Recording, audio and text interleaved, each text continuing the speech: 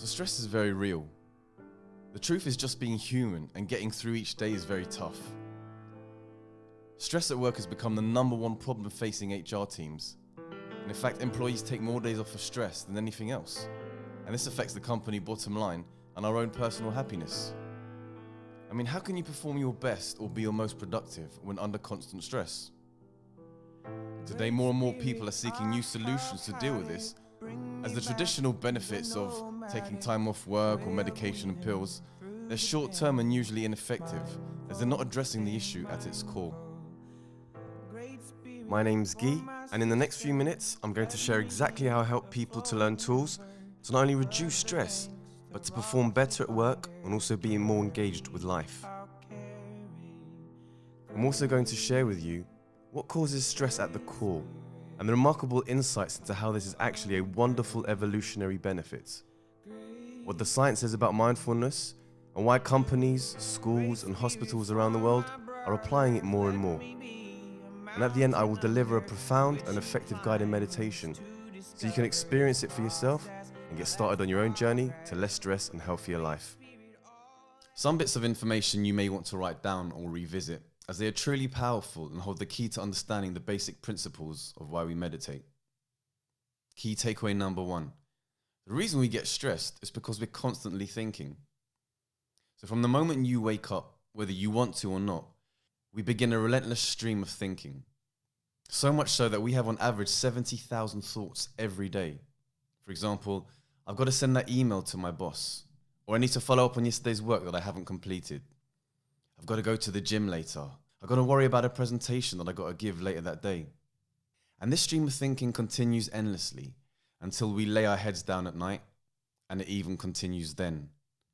It's like putting your foot down on the gas in gear 1 all day. It's going to get you going, but your performance will not be optimal and you'll eventually burn out. The second key takeaway is that the majority of our thoughts are actually negative or not useful.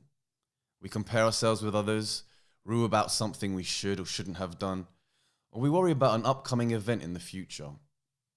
The crucial thing to take away from the first 2 keys is that this is perfectly normal. To think all the time and to think negatively is actually an evolutionary human trait. We all do it, so the first step is to realize you don't have to blame yourself when you have negative thoughts. No matter how evil or how nasty or how tiresome they are, it's actually our brain's way of trying to protect us. Our ancestors developed amazing defense mechanisms to survive, and being constantly on the lookout for danger is one of them. Worrying, is that a stick or a snake?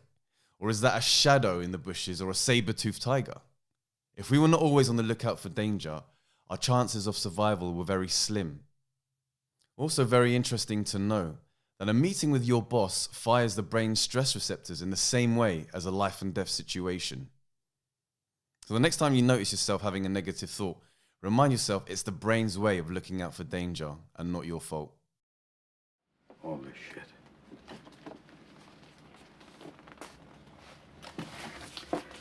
This is not your fault.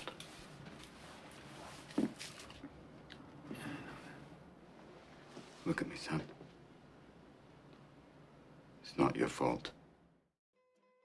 The even better news is that you can proactively do something about it. You can actually train yourself to observe your thoughts rather than be a passenger to them.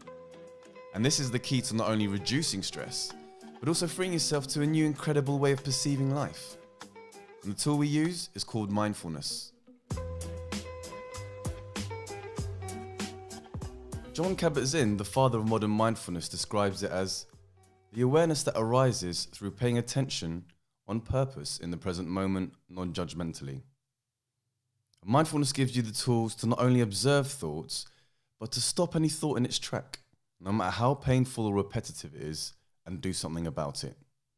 So before I guide the meditation, it's also important to highlight some of the other scientifically proven benefits that can result from mindfulness. And again, I'd strongly advise to take a few notes. In addition to helping reduce stress, mindfulness helps the body to function at optimal levels. It's amazing to learn how heavily connected our moods and our thoughts can affect the way we physically feel and the chemical balance of our bodies. Just as importantly, mindfulness helps boost our mental capacity and has profound results, especially in the workplace. With With less distractions and higher concentration, we open the door to allow creativity and the space for flow. It helps us to be more engaged with our work and the work environment. Transport for London, who manage all buses and underground tubes in London, carried out a mindfulness program on approximately 600 of its employees and found that it resulted in a 75% reduction in days off for stress and 50% decrease in days off overall. And US multi-billion-dollar managed healthcare company Aetna offered mindfulness classes to thousands of its employees, and they reported on average a 20% reduction in their stress levels. What also came out of this study was that Aetna calculated individual productivity gains of 1 extra hour per week, which they valued to be approximately $2,000 in productivity gains per year. So you can start to see that the benefits of mindfulness go beyond just helping with physical pain, stress and anxiety. Mindfulness helps to see life through a new and positive lens that helps us to be happier and more compassionate to ourselves and to others. It's the common skill we hear top CEOs and high performers talk about as their key to success. It's what top athletes and celebrities talk about as part of their daily routine, especially in our society where depression and mental health is globally a 1 billion person problem. Right, so get comfortable, back straight, and let's begin the meditation. I want you to imagine that you're sat alone in a dark cinema. Sit in a chair or on the floor and get comfortable. No need to cross your legs or touch fingers. Simply sit upright in a quiet location. My recommendation is to close your eyes whilst doing this, but it's not necessary. It's also important to mention that if you suffer from any mental issues, it's highly recommended to talk to your doctor before carrying out any meditation or introspective exercises. Let's begin by taking in 5 deep breaths. We're going to get familiar with what it's like to be in the laboratory of our own minds. And for many of us, it's quite rare to sit quietly and observe the flow of thoughts that are constantly streaming in our mind. As you breathe in, where do you feel the sensation the strongest? Is it in your nasal passage as the air rushes in? Or is it at the top of your nose? Can you feel the cool air at the back of your throat? Can you feel it in the expansion of the lungs as it fills with oxygen? Okay, bring your breathing back to its normal rhythm now. And notice how the stomach and your diaphragm expand and contract as you breathe in and out.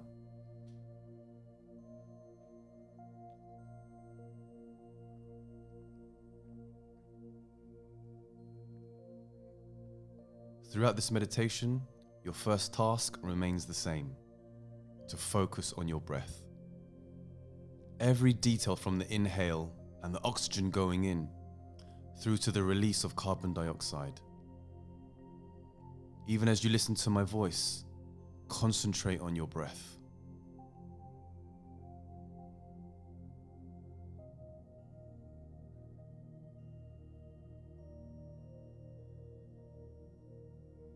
Feel the body relax as you breathe in and as you breathe out. Feel the weight get lifted and the body relax as you breathe out. As we're doing this exercise, thoughts are undoubtedly going to pop up. Remember, we have approximately 70,000 of them a day. And even now as I'm speaking, you may have drifted off into thought. You may be thinking, this exercise is too difficult, or it's too boring, or I don't get it. So instead of getting distracted by these thoughts, imagine them appearing on the big screen in front of you. And once the thought appears on the screen, as it will, your second task is to immediately bring your attention back to your breathing. Back to the inhale, back to the exhale. Becoming comfortable and familiar with the breath. Feeling more relaxed with each breath you take. Really start to explore the gaps in between the inhale and the exhale.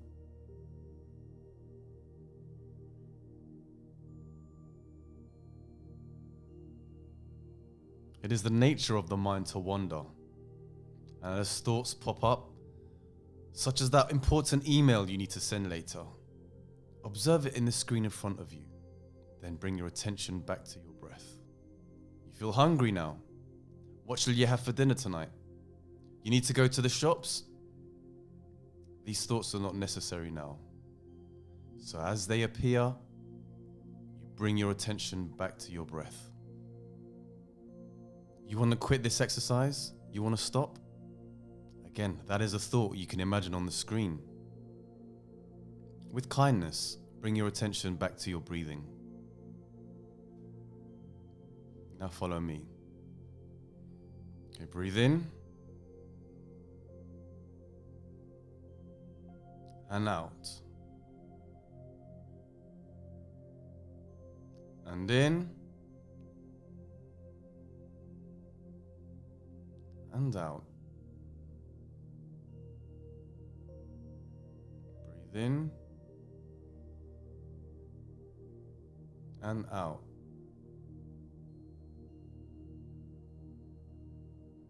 Breathe in. And out. We can't stop the thoughts, that's impossible. But we can learn to observe them and to let them pass without affecting us. If you notice any thought, other than focusing on your breath, bring your attention back to this exercise. Bring it back to the breath. Okay, breathe in. Breathe out.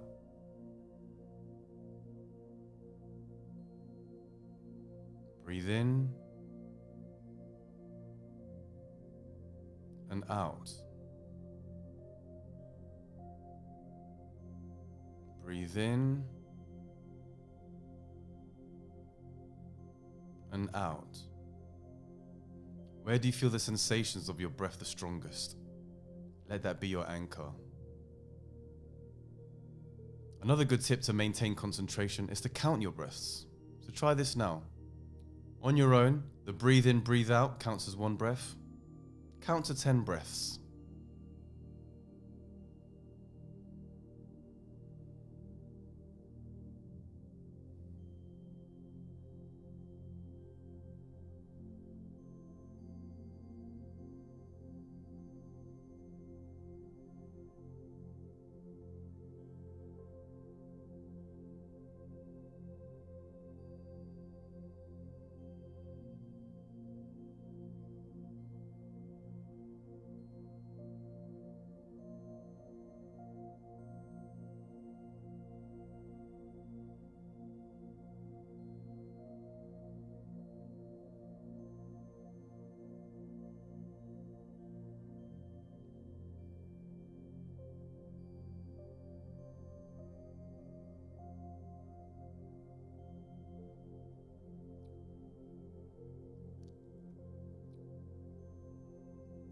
As the meditation comes to an end, remember that this exercise holds the key to the smallest breakthroughs and to the most profound spiritual awakenings. But like going to the gym, this awareness and concentration muscles need to be exercised regularly. And in your own time, open your eyes.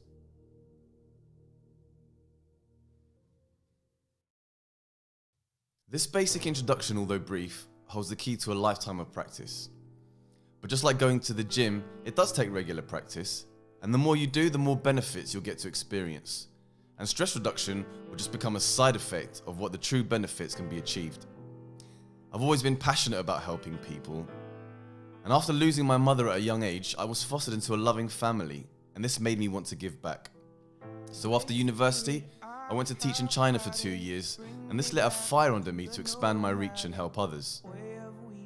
I began my own podcast over 7 years ago on the subject of mindfulness, and this platform led me to meet and exchange ideas with some of the leading thinkers, scientists, and authors.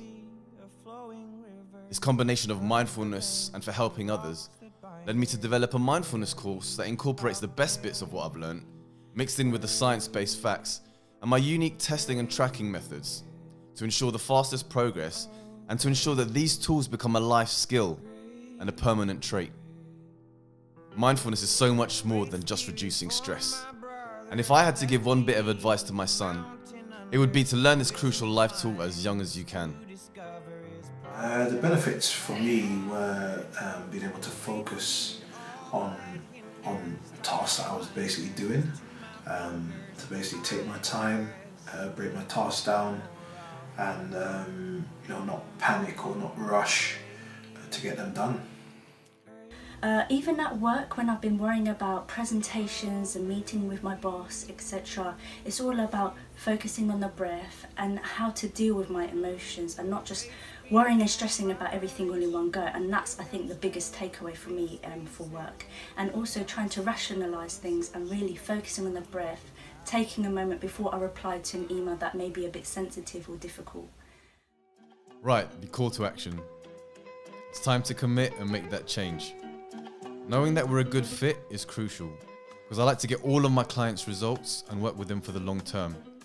And the truth is, there's some people I can't help, and if that's the case, I'll be 100% upfront with you and suggest somebody else or an alternative. I'm only looking for those who are a good fit, who I'm certain I can get results for. The first step is to complete an application for a private strategy session, and you can click on this below. It's necessary to determine, number one, that I can help you and that I'm the best person to do so. And number two, that you're ready to step up, take action, and do the work required to generate the results. Once I've received your application, you'll be able to schedule a time with me to conduct your strategy session. And this is where we really start to work together and figure out what you want and how to make it happen in the fastest time possible and with predictability. And then at the end of the call, one or two things will happen. You'll either be a fit, and I'll extend an invitation to work with me as one of my clients, or if it's not a good fit, that's totally okay, and there's no hard feelings or obligations or anything. Either way, you'll receive an insanely valuable strategy session, and you'll walk away with newfound clarity as to where you are right now and what's holding you back from achieving the results you want. It will likely be the most valuable 30 minutes you invest in yourself this year. So go ahead and complete your application now, and we'll see if we're a good fit for collaborating together. This opportunity is extremely limited because of the intense one-on-one time needed in order to provide you with the results. And as I said before, I only work with clients who I know with certainty and conviction that I can generate them results. So with that being said, please understand that this window of opportunity won't be available for long. And what I found is those that have the ability to make decisions and act quickly are the most likely to get results and most likely to become our best clients and crush it together for years to come. Mindfulness isn't a fad or a cool sport that you pick up. This is a life skill that, if applied correctly, can positively impact all areas of your life, not just in the workplace, but in everything that you do. So if you feel like this is right for you, go ahead and apply right now and see if you qualify, and then go ahead and follow the instructions on the next page.